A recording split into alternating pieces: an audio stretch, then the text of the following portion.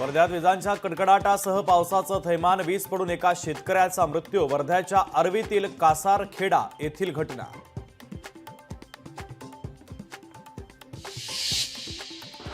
जालन्यामध्ये पावसाची जोरदार हजेरी. पावसामुळे नागरिकांची उडाली तारांबळ, तर हवामान विभागाने वर्तवलेला होता अंदाज.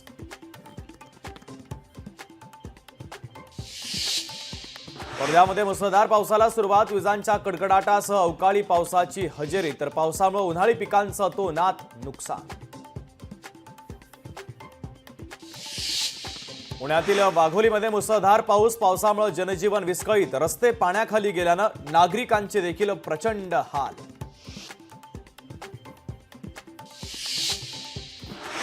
अमरावतीच्या अनेक भागामध्ये जोरदार पावसाची हजेरी, तर 2 दिवसाच्या विश्रांतीनंतर पुन्हा एकदा पावसाची दमदार बॅटिंग. पावसामुळे शेती पिकांचं नुकसान. सोलापूरच्या बोरामणी परिसराला पावसाचा फटका. 5 एकरावरील पपईच्या बागेचं मोठं नुकसान. शेतकऱ्याचं तब्बल 25 लाख रुपयांचं नुकसान.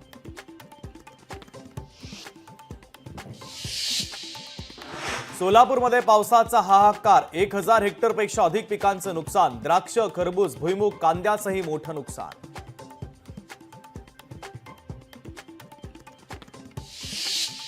पंढरपूरच्या करमळामध्ये जोरदार पाऊस. पावसानं पेरू उत्पादक शेतकऱ्यांचं नुकसान, तर पेरू कुजल्यानं शेतकऱ्याचं सुमारे 35 लाख रुपयांचं नुकसान.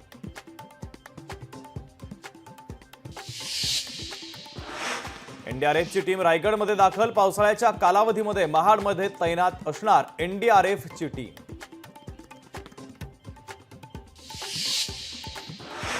जिंदाल कंपनीमध्ये कामगारांना प्रवेश बंदी. कंपनीला लागलेल्या आगीच्या पार्श्वभूमीवर प्रवेश बंदी. कंपनीच्या गेटवरच लावली नोटीस.